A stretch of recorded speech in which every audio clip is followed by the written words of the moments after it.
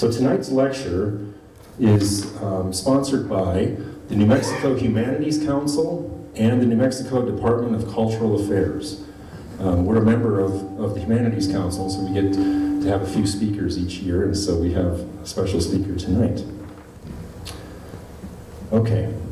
We also have a special guest with us, and maybe some of you have met him already. You want to stand up back there, Latham? This is Latham Nez in the back. Everybody say hi. Hey, Latham. So we're honored to have Latham with us. He is Chester Nez's grandson, and he was his caretaker. Okay, so tonight's speaker, she's originally from the Northeast. She went to Duke University. She loves basketball, apparently. I went to Michigan, so I have a little trouble with this. But she got a BA in art. She spent 3.5 years as, are you sitting down for this? You are. Air traffic controller.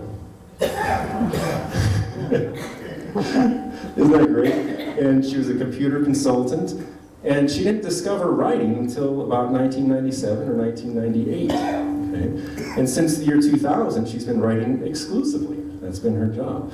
In 2007, she met Chester Nez, and thus began a 3-year odyssey where she interviewed him, recorded him, and ended up producing his memoir. And I got this a few days ago. I'm only 1/8 of the way through it, but it's really great so far. It's the first and only memoir by one of the original Navajo Code talkers of World War II.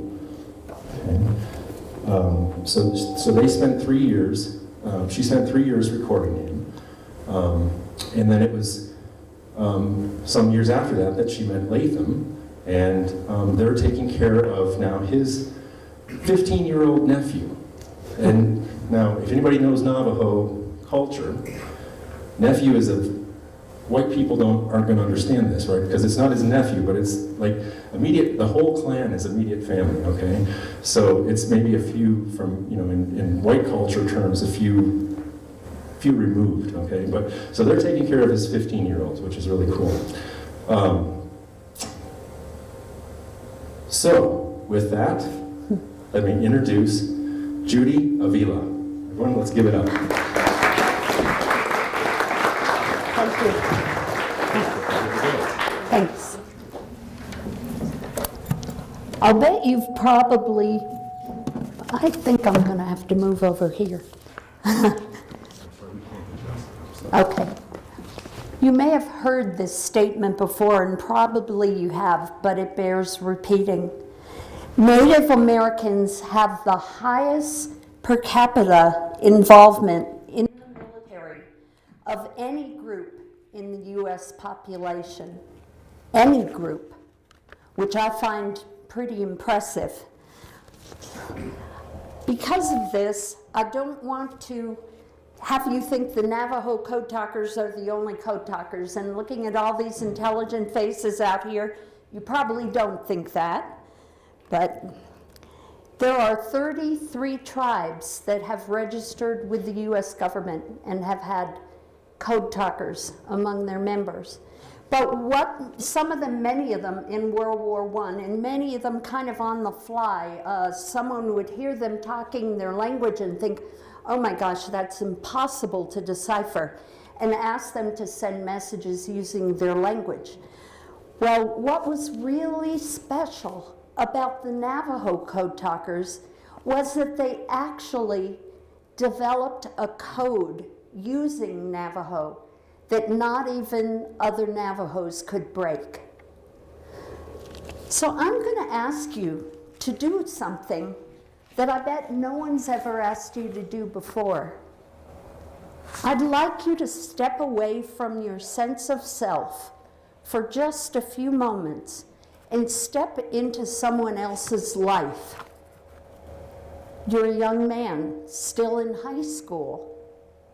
Because you're Native American, your friends and your family in the state you grew up in, New Mexico, are not allowed to vote.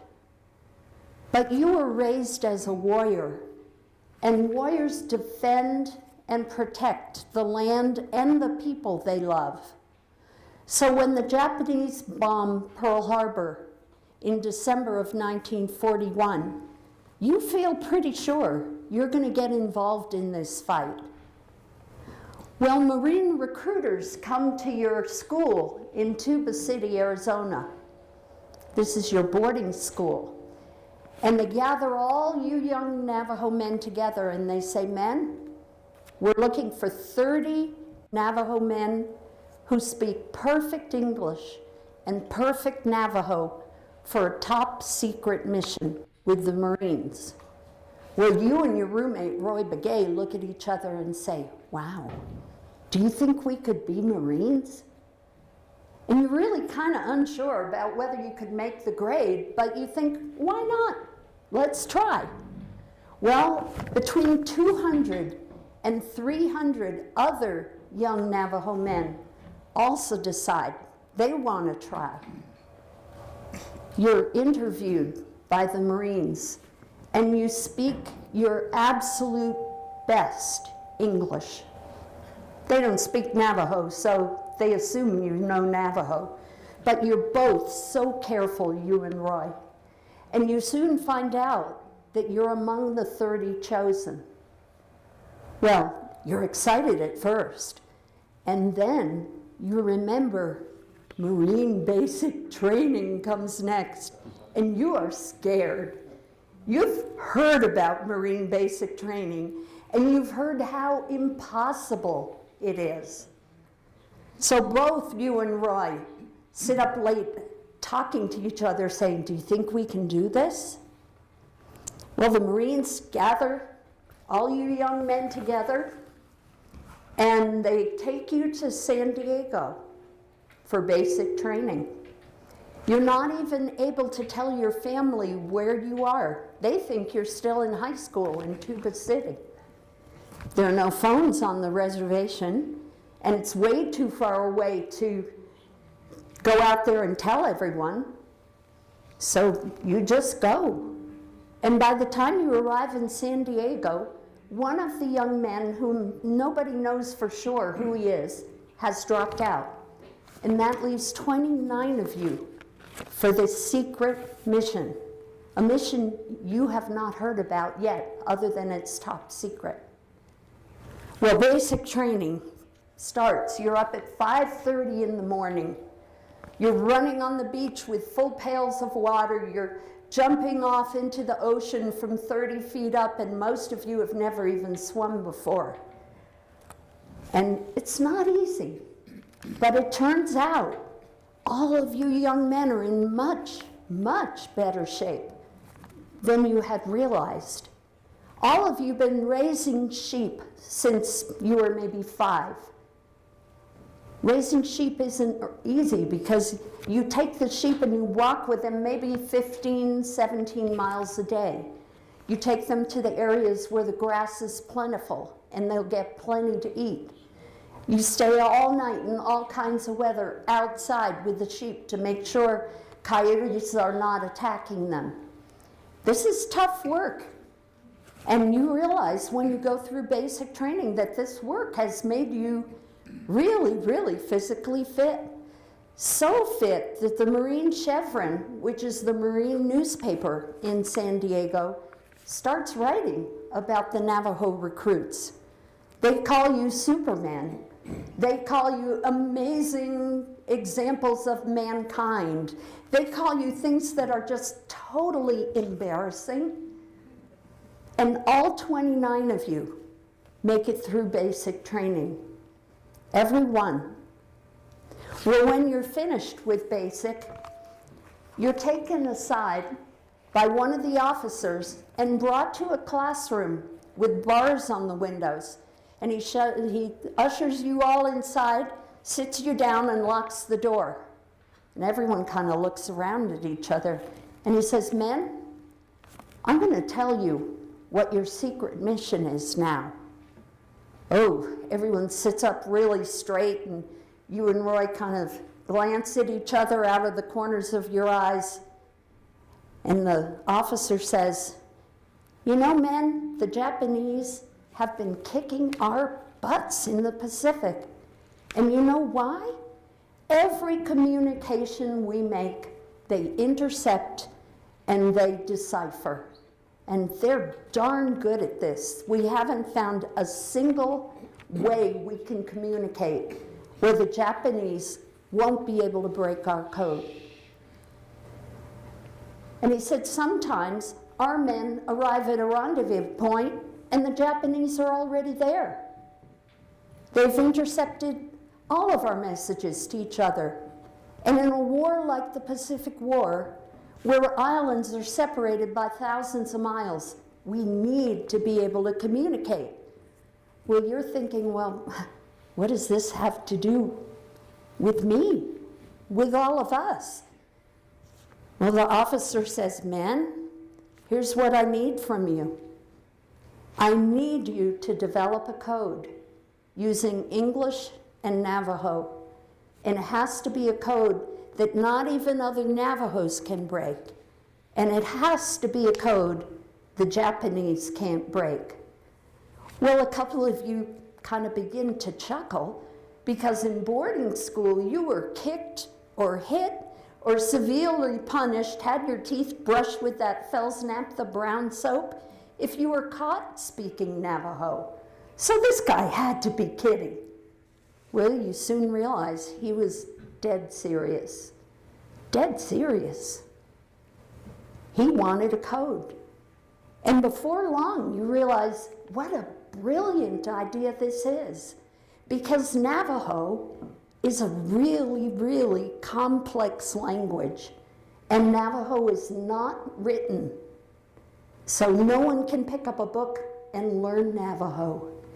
And not only is Navajo complex, it is spoken almost exclusively by people who grew up on the Navajo Reservation. I'm wondering if I can get rid of that little hum. So having a code made with Navajo is really kind of a brilliant idea. And you all sit down and start to talk it all over, all 29 of you. And one of the men with you has done a little bit of code work in the past, just games and stuff. But he says you always start with an alphabet. Okay, so you decide you're going to have a doubly encrypted alphabet, which is kind of brilliant. You choose an English word for every letter of the alphabet. A is ant. B is bear, C is cat, and so on.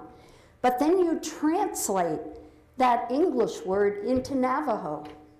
So A is wolachi, B is shush, cat is moasa. And there is no connection between the Navajo word you're speaking and the letter it represents, unless someone knows to go through English first. Pretty clever. And then you get to talking among yourselves and you realize there are going to be all kinds of words you're going to use that you don't want to have to spell out. Things like fighter planes, bombs, hand grenades. So you decide you're going to use items from your everyday life that resemble these things to represent them. And a fighter plane becomes a hummingbird. Clever, huh? I mean, anyone who's had a hummingbird feeder outside their house has watched them dive bomb each other to try to get the other hummingbirds away from the feeder. And a hand grenade becomes a potato. And a battleship becomes a whale. I mean, you choose words that make it easy for you to remember. Well, you impress the brass, the Marine brass, so much that they send you immediately overseas to use the code in battle. When you arrive on Guadalcanal, Lieutenant Hunt, your communications lieutenant, says, you know, man, I don't like this. A bunch of you Navajo boys, what do you know about being a Marine? What do you know about fighting? I just don't like this. I have communications men. They're experts. I don't even think I can use you guys. Well, a couple of you approach Lieutenant Hunt and you say, Lieutenant, please give us a chance. Give us a test. So Hunt thinks about it and he says, okay, all right, I'll give you a test. I'm going to pick my best communications men, and I'm going to give them a message that is complex, and they will be able to transmit that message and get a reply in 4 hours flat. And I'll give the same message to you men, and you see what you can do. And maybe, if you do a good enough job, I might be able to use you for something. So he composes this message, and he secretly brings it over to his men and writes it down and tells them this is the message. And he goes over to you Navajos and says, okay, here's your message, same message. And after about 2.5 minutes, the guy next to you raises his hand and says, sir, sir. And Lieutenant Hunt gets this kind of disgusted look on his face and says, are you stuck already? And he says, no, sir, we're done. Well, Lieutenant Hunt's jaw drops down to his knees. And he says, give me that paper, you can't be done. And he looks through the message. His men have 4 hours to go. And in 2.5 minutes, you young Navajo men have beautifully transcribed the message, communicated it to a couple of your other code talkers, and gotten a response. And every word, every comma, everything is perfect.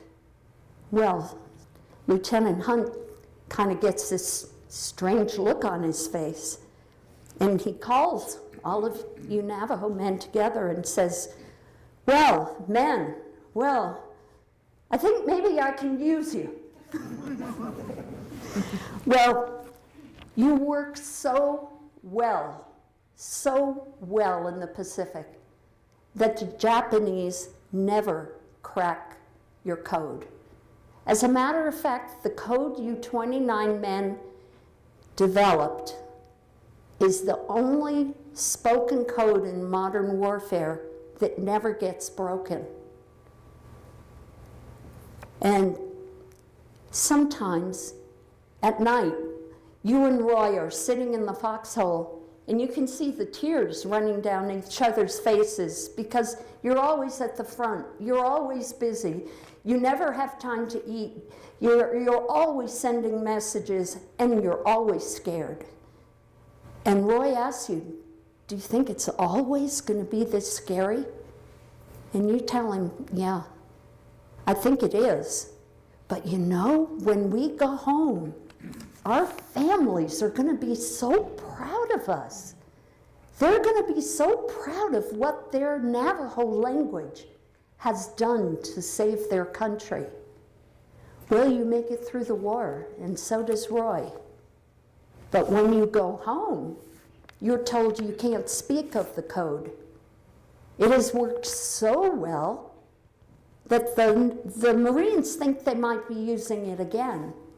So you go back home to no accolades, no parades, and you're not allowed to tell your families what you had done. You're told, when someone asks you what you did in the war, you tell them we issued you a gun and told you to shoot the Japanese. So that's what you do. And you want so much to be able to tell your dad about what you accomplished in the war, but you gave your word. Your dad's getting old. He may never find out you're a code talker, but you gave your word and you say nothing. Okay, obviously you have taken a quick walk through the life of Chester Nez. Amazing, amazing men, these first 29 code talkers, and the 400 who followed them as well.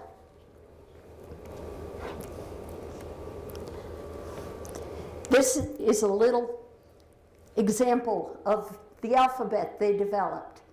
But what I want to talk to you about before we talk about this is what it took to make the 29 original code talkers, and Chester likes to say 32 because there were 3 more men who were already Marines but were Navajos, and they were pulled in by the Marines to help out with the code because they already knew a lot about being a Marine, the different equipment that, they helped, really, they were tremendous helps as far as knowing all the equipment and what kind of words you were going to need to use. So we'll go with the 32 men. They proved the code was going to work. They ingeniously came up with this clever code, and then they took it into battle. So they were a really unique and strong group. And in order to be strong enough to accomplish what they did, they had to have several really, really strong characteristics. And in talking to Chester, I wondered, well, what engendered these characteristics? What made these young men so special? And it all came down to tradition. They had to have cooperation. They had to have physical stamina. They had to be able to think under pressure. They had to be able to memorize. And they had to be willing to leave the reservation. So I'm going to talk a little bit more about what made these men have all of these wonderful traits. First, the code. Tell you a little more about that so you'll better understand what it was they needed as far as memorization and working together was concerned. Okay, this is the entire first alphabet, and it's probably very hard to read from the back, but it's in the back of Chester's book, and if someone's interested, they can get it off the Naval website too, because the code was finally released in 1968. Someone said something, I think. Was that a question? I can't hear you. Version was corrected by Grandpa. Oh, okay, I'll tell you. Latham is very proud of his grandpa. And when Chester and I pulled the code off the Naval website, we went through it word by word by word. And we found a couple of errors, and Chester corrected them. Here he was 90 at the time. He was 90 years old, and he still remembered the code well enough, 25 pages of code, to be able to correct the tiniest little item. He was quite a guy. But the code, I shouldn't have gone so fast. I'm going to tell you just a few more things about Navajo and what these guys had to do in developing the code. Since Navajo wasn't written, and I have a pointer here I forgot about, they had to develop phonetic spelling for all the Navajo words. So they used English language spellings for their Navajo words so that they could have study material for themselves and for future code talkers. They also became pretty sure pretty fast that people weren't going to be able to learn the Navajo language and break the code because Navajo is so complex. Even if you have a great friend who's Navajo, if you haven't used Navajo from, I'd say, at least the age of 2 or 3, your ears kind of lose the ability to hear many of the sounds in Navajo. I know because Chester taught me over and over many Navajo words. He was a very patient man, and I always said them wrong. I mean, my Navajo is pitiful, and I was really trying, but I just couldn't hear the words the way he could.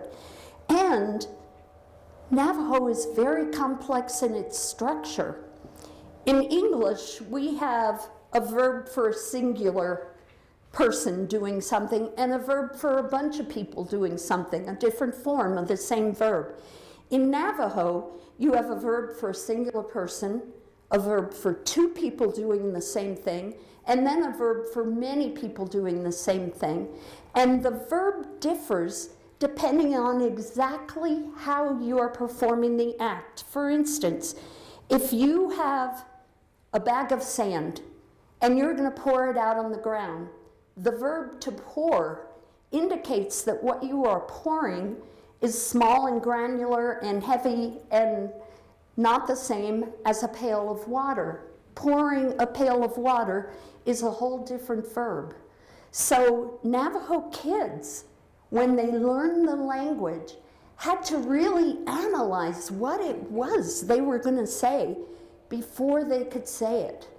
I firmly believe that's why so many Navajo kids are so smart. I worked with many, many Navajos at digital equipment, engineers and stuff, and they were precise, and they always knew everything about their job.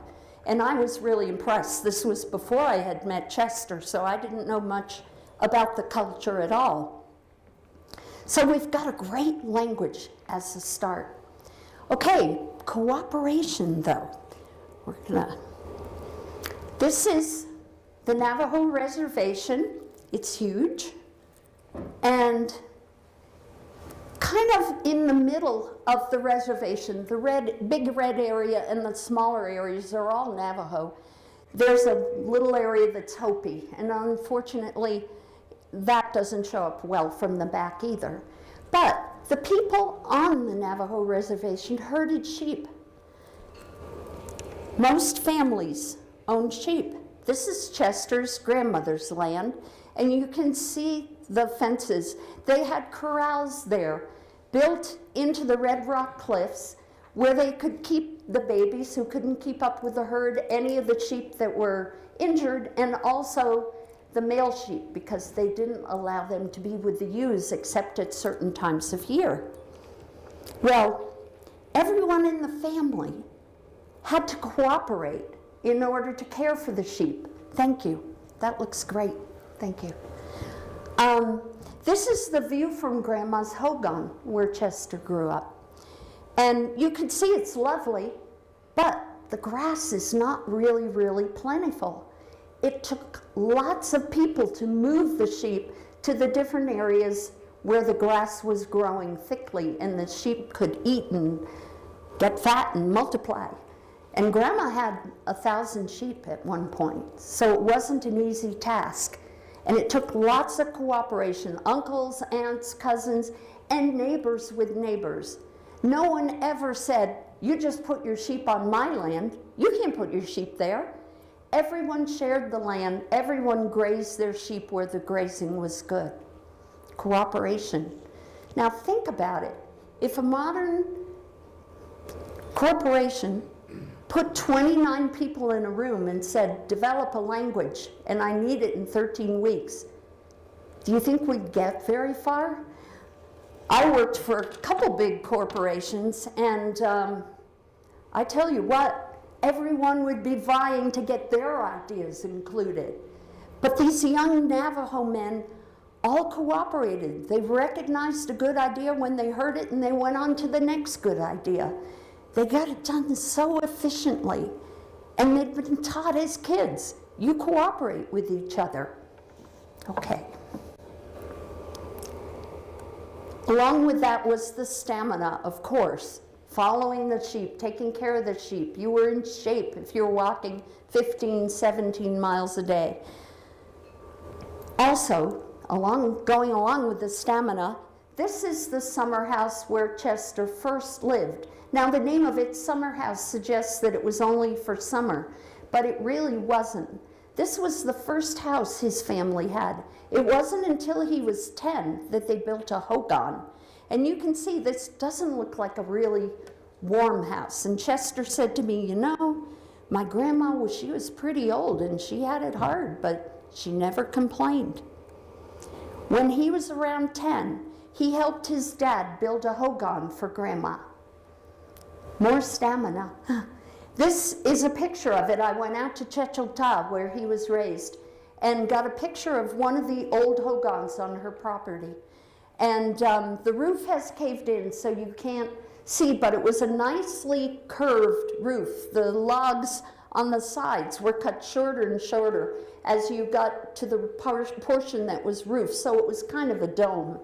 And at the time that Chester was living there, the door wasn't a door, it was a blanket. So this was chinked with mud, and it was much, much warmer than the summer house. But again, stamina, that wasn't easy to live in a place that tiny, and even in the best of times, with the best fillers for chinks, it wasn't always warm, and it wasn't always cool in the summer. Okay. Thinking under pressure is something else the code talkers had to be able to do. All of them, not just the original guys, but they went to boarding school, all these kids. It was obligatory. Their parents were told they'd be arrested and the kids would be taken from them if they didn't let them go to boarding school. So they got there and they weren't allowed to speak Navajo. They were severely punished if they were caught speaking Navajo. Not only were they not allowed to speak Navajo, they really weren't allowed to practice any of their traditions at boarding school. And if they made a mistake, the teachers would hit them or kick them. So Chester told me he always could feel a rock in his stomach when he was at boarding school. He said he knew there were always the matrons and the teachers watching him, hoping he'd make a mistake so they could beat him. And he said they picked on the littlest kids the most. But you know what? Going through that at boarding school taught him to think under pressure. And eventually he and all those little kids learned English. Luckily, they didn't forget their Navajo. Okay, memorization. Now these guys who developed this code, at first it was, I think, 211 different words. But by the end of the war, they enhanced it and enhanced it and enhanced it. And, I think it was over 700. It was really extensive. And these kids at home automatically knew how to memorize. First, their language wasn't written, as I've mentioned, but they'd sit around the fire at night and they wouldn't be watching television or listening to the radio. They'd be telling stories. Grandma and Grandpa would tell them the history of their people, tell them about the holy people, and if they wanted to be able to tell their own children these stories, they had to memorize them. They couldn't go get a book of fairy tales or folklore or religious writings and read it to their kids. They had to memorize it, everything. And when someone went to market, they'd come back and they would have memorized the price, the going price for sheep that day or that week. And they would memorize different bits of information about the neighbors and what was going on in the next chapter house. Everything had to be memorized. So the kids were naturals. They could memorize as though they were just rolling off a log. They were naturals.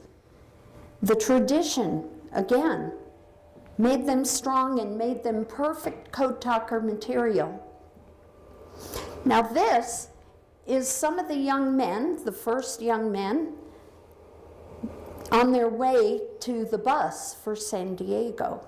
And this is Chester when he was first recruited. Kind of a cute guy and really a neat guy. Okay, I'll get to this in a minute. the last thing the code talkers had to have was either a desire or at least a willingness to leave the reservation, because they volunteered for the Marines and they were gone without their families even knowing. So it's kind of a sad story what led to their willingness to leave the reservation.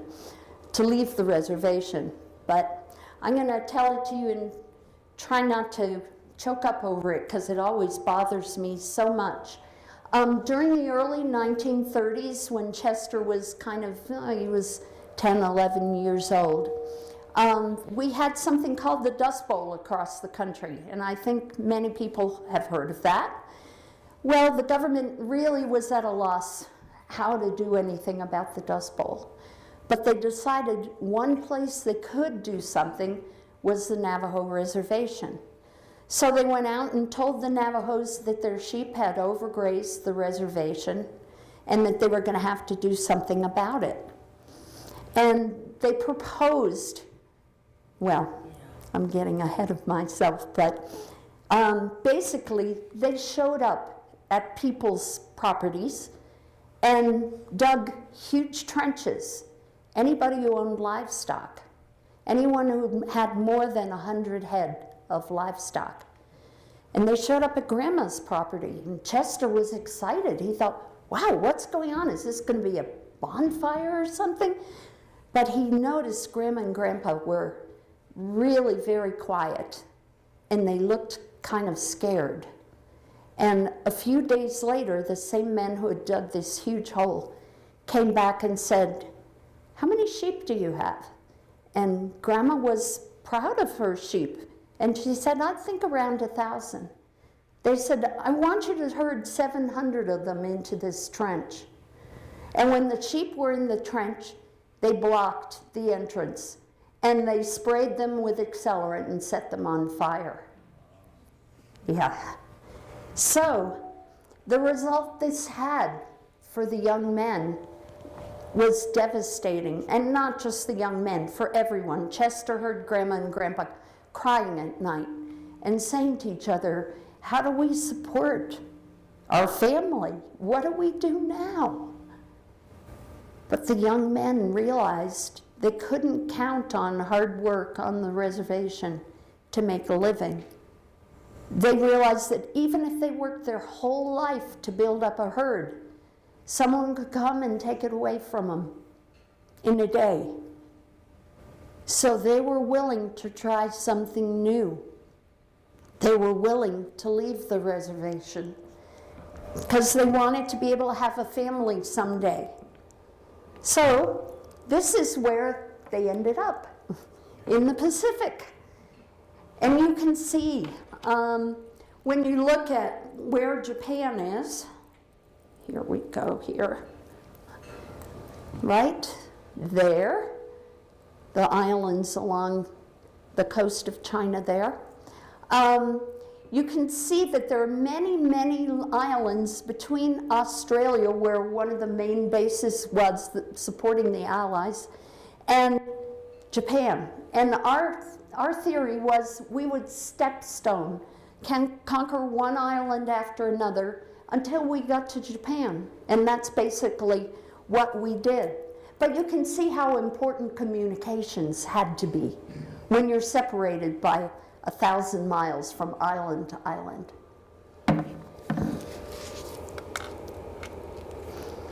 This is not a picture of the actual code talkers, but a picture of the Higgins Boat. I wanted to show this to you because this is how the code talkers and the other men who landed on the islands got to shore. And you can see the front of the boat is kind of flat metal, and it folded down and created a ramp so you'd get in very close to shore. The draft of the boats was only about 4 feet, and when you got close, you'd drop that down and it would become a ramp, and everyone would run down the ramp with their rifles above their heads so they wouldn't get damaged. This is Guadalcanal. This is the first place Chester was sent with his former roommate at school, Roy Begay. And this was a 6-month battle, although the first code talkers were only there for 3 of those months because of the timing of their having developed the code. But it was tough. It was really tough. This is Bougainville. This was a 6-month battle that the code talkers were there for the entire thing. The code talkers were involved in every major offensive in the Pacific. This is Guam, a much shorter battle, only about 20 days. Seems funny to say only about 20 days. And this is Peleliu, which many historians say was the bloodiest battle of the war. That shocked me because I thought Iwo Jima was. But per capita, there were more people killed and injured in Peleliu than in any other battle of the Pacific World War II. I'm sorry, I'm echoing again. Yeah, I'm going to, but I gotta. Okay, I'm almost done with these, so. This is Angaur, a little tiny island that Chester visited for just a few days to help out the Army, because the Army had refused code talkers when the idea was proposed to them. I don't mean to put down anyone who was in the Army. My dad was in the Army, but they had said, oh, come on, Navajo men, what can they do? Well, it turned out the Army needed to borrow the code talkers because the Japanese were breaking into all their communications and deciphering them. This is Chester, a posed picture. And this is a drawing that he did, always a very artistic young man. He did this for his drill sergeant in the Marines. And later on, after our book came out, this man contacted me and emailed me this drawing. He was so proud of it. This is Chester's wife when she was very young, Ethel. And that's Chester after the war. And again, visiting Tuba City on the left, right after the war, and a few years beyond that, just a few. This is Chester and his son Mike out at his sister Dora's house at Chechiltau, where he grew up on the reservation. And this is a group of code talkers in Albuquerque at the Indian Cultural Center, Indian Pueblo Cultural Center. They had an exhibit about the code talkers that was quite lovely. Now this is the gold medal. You might have heard that the original men, just 29, not the 32 as Chester would have wanted it to be, were issued a Congressional Gold Medal for their contribution to the war effort. Now the war ended in 1945. They got this gold medal in 2001. There were only 5 of them left alive at the time, the original men. And the men who followed them and enhanced the code and used the code and helped the troops just as much as the original guys did, received this Congressional Silver Medal for their work. This is Chester getting his, and I'm caught there, getting his gold medal from President Bush. And the other men all shook hands. And Chester saluted Bush. And his son Mike asked him, Papa, why did you salute him? Why didn't you shake the president's hand? And actually, he shook his hand too. But he said, you know, son, the president is the head of all our military, the commander-in-chief. You don't just shake his hand, you salute him. And this is Chester and his son Mike on the right with someone you might recognize, Adam Beech. He's kind of a well-known Native American actor, and he was in the show Wind Talkers, which Chester and a bunch of the other code talkers helped to promote because they were so thrilled someone was going to let people know that they existed. And this is Chester's family. Latham, who's with us today, is second from the right in the back. And then we have to the left his brother Mikey And then the little shorter guy, his Chester's great-grandson Emery, his son Mike, his daughter Shania, and his daughter-in-law Rita. A great, great family. Very supportive and very proud of their papa. And this is Chester's book, which really, I think, when he was 90, it was just such a wonderful time because his book came out, and then the following year, many people had heard about him, and he was given his degree from the University of Kansas. He had completed 3 years on the GI Bill, but ran out of money because he had to finish high school first. And when the governor heard of that, Governor gee, what's the matter with me? I have a blank spot. But anyway, Sam Brownback heard about that, and he said, I'm going to get his degree. Actually, I should tell you the real truth. Latham met the governor, and the governor said, if there's ever anything I can do for you, let me know. So Latham said, you know, my papa went to the University of Kansas for 3 years, and he earned most of his degree, but he never got it. Maybe you could help with that. And he immediately assigned someone, and within 2 or 3 months, Chester had his degree. And he was so happy. 200 or 300 people came to the ceremony just for him, and he held it up and said to everyone, I got my sheepskin. Okay, that is my last slide. I am open to questions, and so is Latham. Latham, do you want to come up here, or do you want to stay back? But anyway, I'd love to answer. Oh. Thank you. I love talking about the code talkers, so please ask us anything. Thank you. That was great. Questions? Okay. I'll bring the mic to you. Okay. Did they lose any in the battles? Yes, but the code talkers were so valuable to the Marines that they actually did have bodyguards the way the movie depicted it. Well, kind of the way the movie depicted it. And only 13 of the 420 code talkers were killed in battle, which is pretty incredible because they were always, always at the front lines.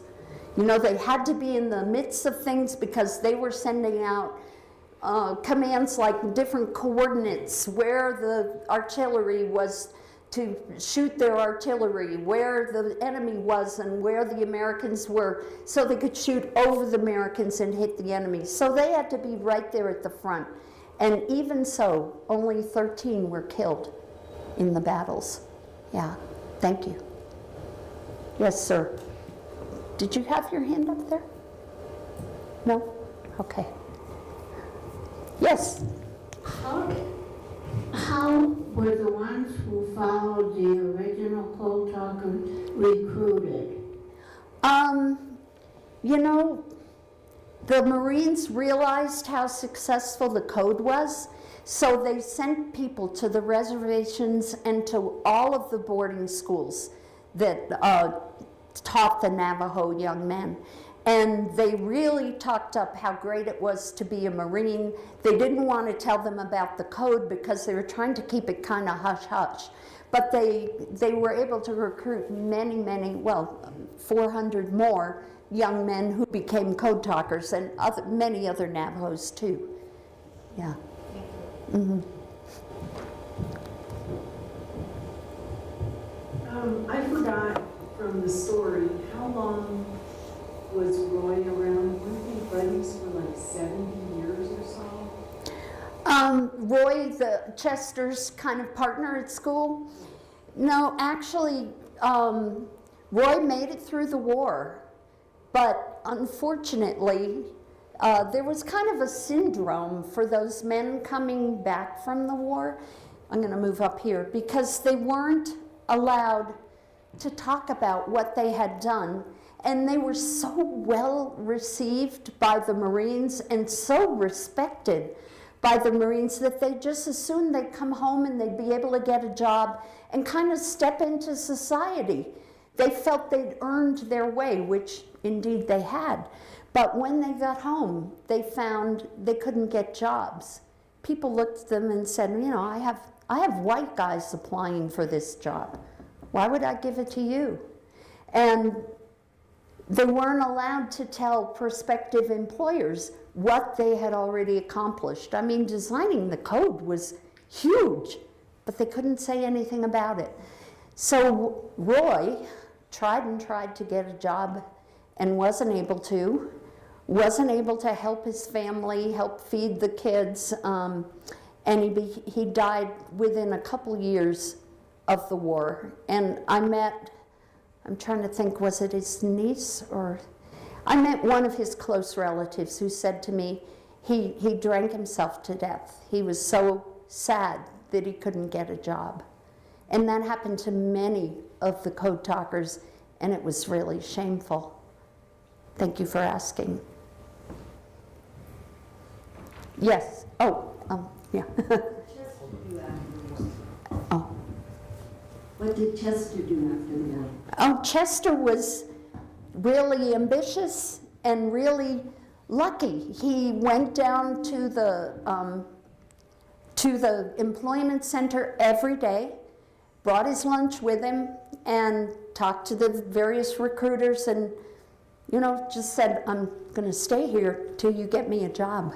And they did. They got him a job with the VA in Albuquerque, and he worked there for his entire career. He was very artistic, as I mentioned, and he was actually a painter for the VA. And he painted some wonderful murals inside the cantina there. If you go to the VA, take a few minutes and go to the cantina and see his murals. They're great, aren't they, Latham? Latham took pictures of them, and there's one in the book, but there are about a dozen of them at the cantina. Done in Yeah. 72. Yeah. Yeah. What rank were they? Did they have any officers? This is another thing that's kind of too bad, I think. Because the Code Talkers was a brand new position, there was no protocol in the Marines for advancing them. So when they got out of the war, almost all of the Code Talkers were still private first class. A couple of them had been assigned other tasks, like being raiders and things like that, along with being Code Talkers.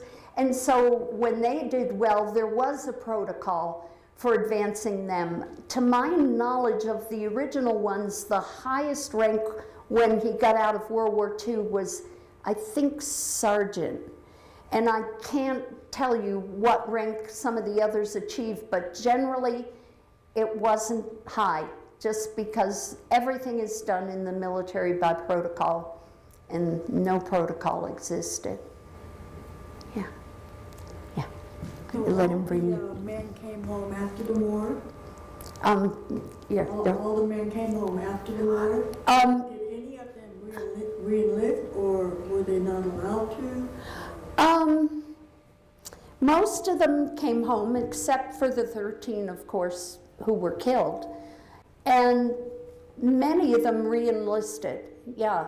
I can't tell you an exact number, but I know that Chester, for instance, was in the reserves, because when the war ended, we didn't have a standing army, but they could re-enlist in the reserves.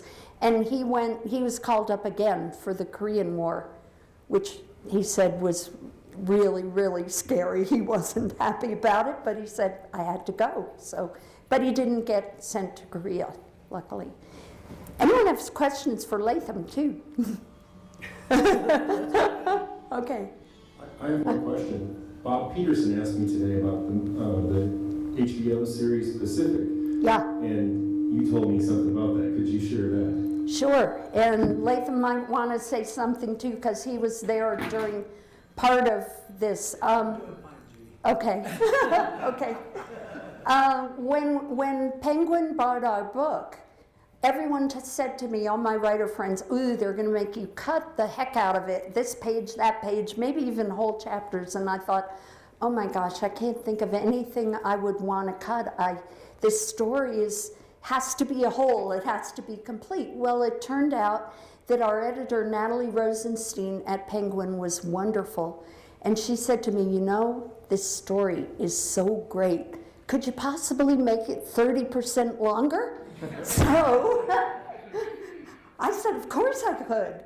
But so in order to get the juices flowing again with Chester, who kind of felt like he'd finished telling me his story, we got a bunch of World War II movies. And one of the movies was the Pacific series, and it was fabulous.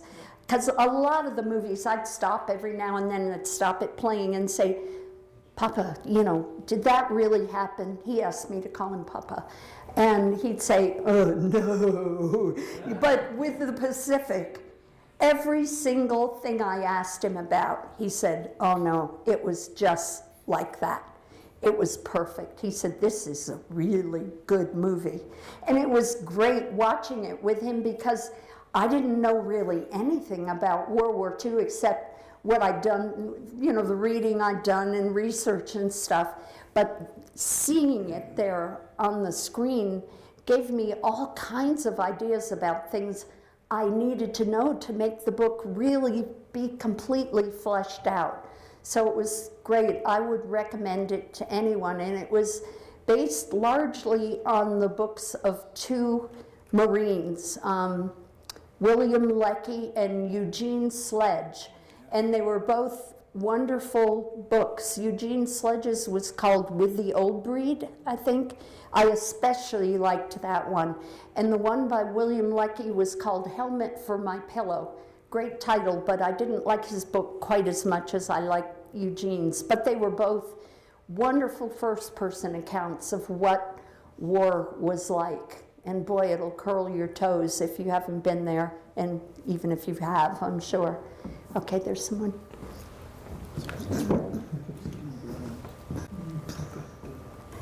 Have you started a new project?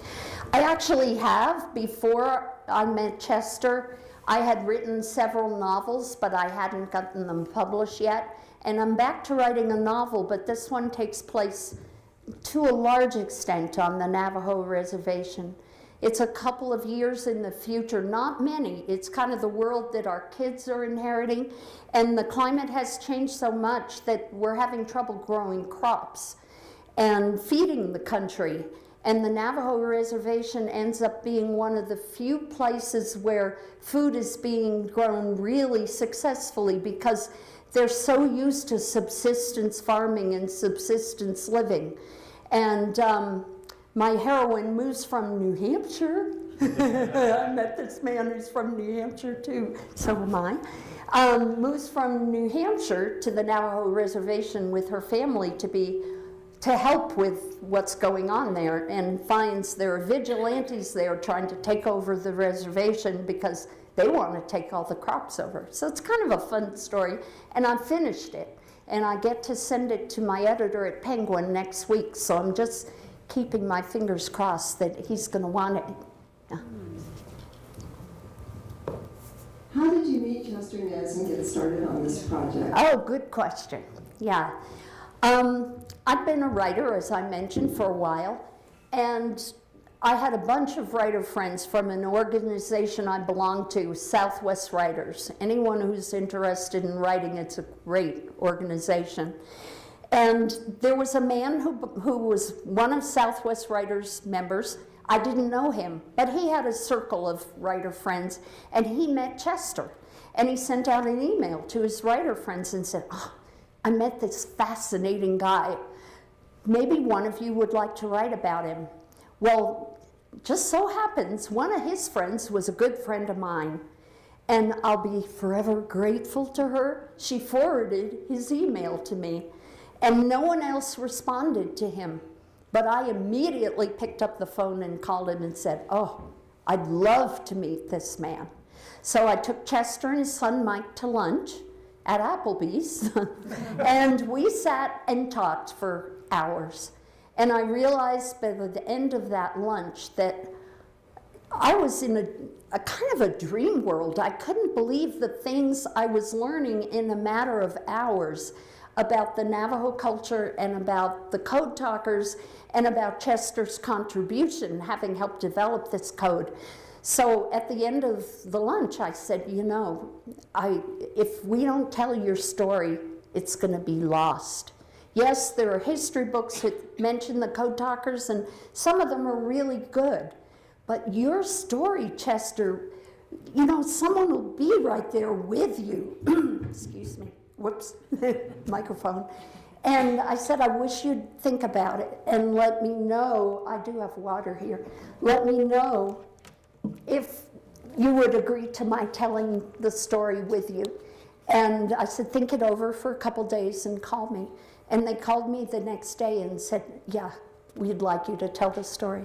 And then, of course, Chester kept worrying, well, why me? There are so many good men in the war who did amazing things. Why are you writing about me? What if it's not interesting enough? What if it's not long enough? What if I don't, what if I don't remember enough? And I just said, you know, Chester, those are all my problems. Thank you. Thanks. So don't worry about any of that. It's going to be great, and people are going to know your story. And along with this, I know I'm rambling on and on with your question, but when the book came out, it got really good reviews. I mean, all the big reviewers were just, they called it remarkably moving, fascinating, just, they were so kind to us. And I said to Chester, you know, Papa, this book is really going to sell. Maybe you can get a new truck. And he looked at me, because he has a very old truck, and he looked at me and he said, you know what makes me really happy? I said, what? He said, all those people who buy our book will know what my Navajo people did for their country. And I felt about this big. I thought, wow, what a wonderful guy he is. Yes, in the... Thank you. Oh. Thank you. I'm so happy I got to write this book. I wonder if you could tell us anything about the code talkers after the war in Korea or Vietnam. Also, I read somewhere that there were some Navajo linguists in Japan. Did they try to play any kind of role in decoding? I can't speak to Navajo linguists in Japan, but I do know that during the war, thank you, the Japanese somehow figured out that Navajo was being used in this code, and they captured several Navajos. One of them that I found out about in detail, his name was Joe Kiyumiya, and he was a really brave man, and the Japanese tortured him trying to get him to break the code. And he said, you know, that's my language, but it's meaningless to me. The words they're saying don't mean anything. Let's see, you asked, Korea and Vietnam. I have read theories that the Navajo Code was used in Korea and Vietnam, but I'm skeptical. Chester felt that it wasn't, because when he was recruited for Korea, he was a code talker, and they didn't use him for any kind of communications work at all, and none of his friends got used for communications work, none of his fellow code talkers that he knew of.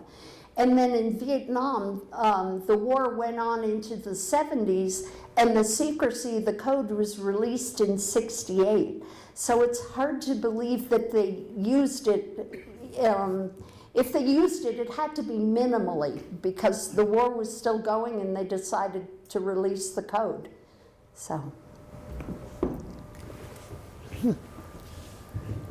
Yeah, maybe this is covered in the text of the book, but just glancing at the code section, I noticed that with the alphabet, each of the letters actually has 2 or 3 English word yeah. equivalences that are, was that just for confusion factor? Or Yes.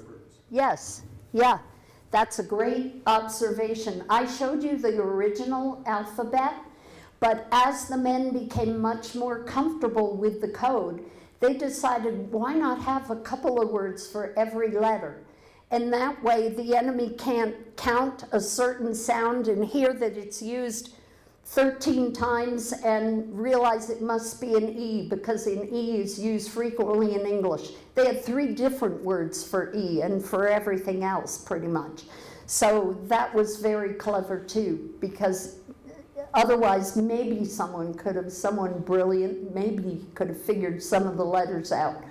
I don't know, but no one ever did. I love the fact that those 29 young men who had been doubted, who had been turned down by the Army, not the specific 29, but the idea of the code, actually developed a code that never got broken. It's just incredible to me. Shows you what a few people can do to affect history.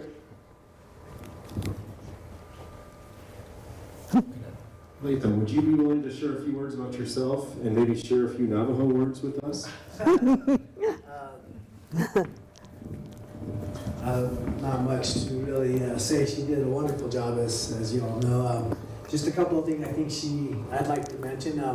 The original 29 I found very interesting was that none of them got R&R. The original 29, once they got in, they were stuck there. They had no one to relieve them. So my grandfather went through the whole war without a break, and I cannot imagine that. You know, he started with the 1st Marine Division. They went to R&R. He went to the 2nd Marine Division. They went to R&R. He had to stay until he ended up with the 3rd finally. And he finally got his points right before they were going to send him off to Hiroshima for that campaign. He luckily heard his name called right before he was going to jump on the boat. And they said he earned his points and that he was going home.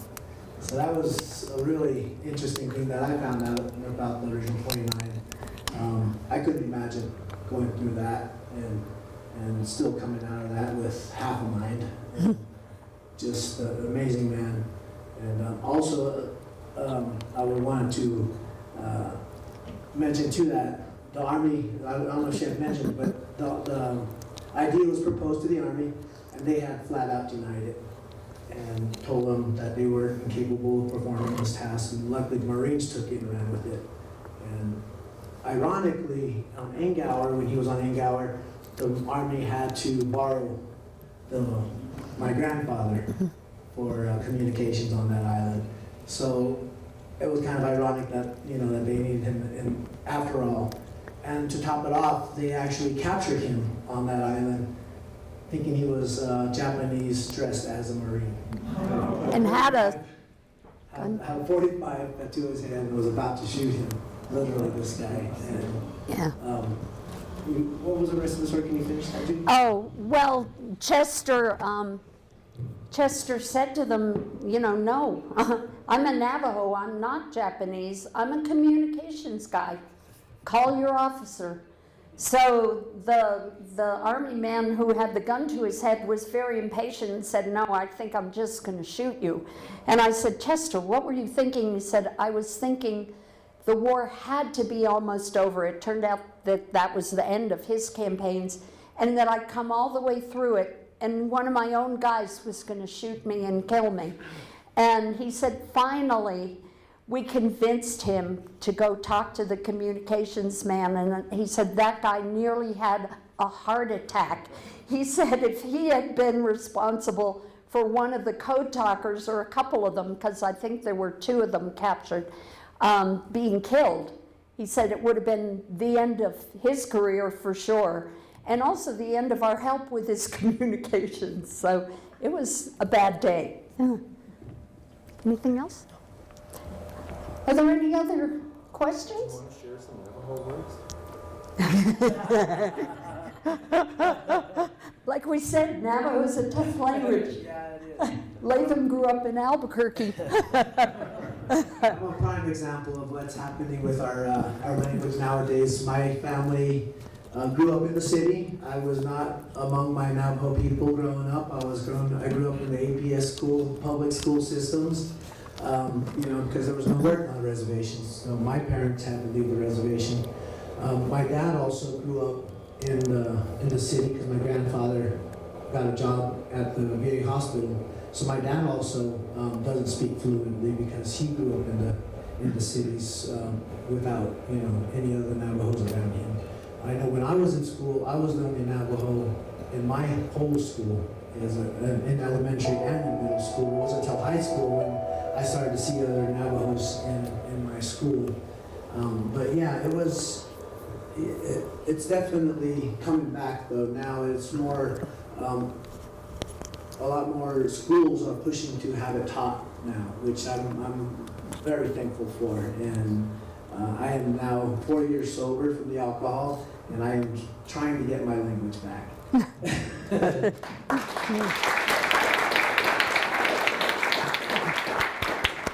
Navajo written now? Yes, it is written language now. I get the Navajos were one of the first, the code talkers were one of the first ones to actually write it down phonetically for us, and we based it off of that. When you were home growing up, did you speak Navajo at home? The only time I heard Navajo was when I was sent back to the reservations for like spring break or summer break, and that was usually when I was being yelled at. So I'm very good at hearing it, but carrying on a fluent conversation, I can understand it, but pronouncing it's really hard. And like she said, it's very complex, and just the slightest mispronunciation just changes the whole meaning of everything. So it is really tough language. Yeah. I'm going to see if this will play. I don't always play this, but this group is such a great group. The final interview with my grandfather, 10 days before he passed, we were in Pittsburgh, Kansas. We had a book event scheduled, and my grandfather's kidney disease finally caught up with him, and he was starting to get really ill, but he would not cancel the trip. He insisted going to Kansas, is where he went to school, and he loved Kansas. So he insisted we go. And this was the interview at the American Legion, and a great article if you look it up also. I'm not even sure where. For my grandfather while we were there. Latham, we should put the microphone next to the speaker here, but I'm not sure where the speaker is. Do you know? I'll find it. Okay. Let's see. Let me just start it in that way. I said, once it Yeah. goes in.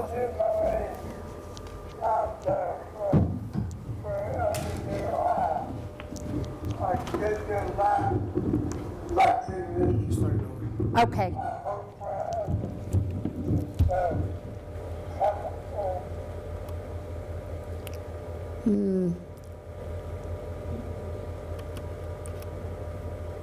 I have to go to the blue bar, and go to the beginning of it. Okay. There. You got it. It's translated because he was. Out there, wherever you are, I give you that recognition. I hope wherever you serve, come home in one piece. As a corporal, Chester Nez, I'll send you guys that are out there. I step up and down, take care, and come home. He became a corporal in Korea, but not the question you asked about ranks there. Yeah. So that's moving, isn't it? We do have some of Chester's memoirs back there if anyone is interested, and Latham and I will both sign them. Latham's picture is in there with the family, the picture you saw. And piñons. Latham's been picking piñons. And the profits from the book, the profits from the books go to Chester's family. So, yeah, they make a great Christmas present.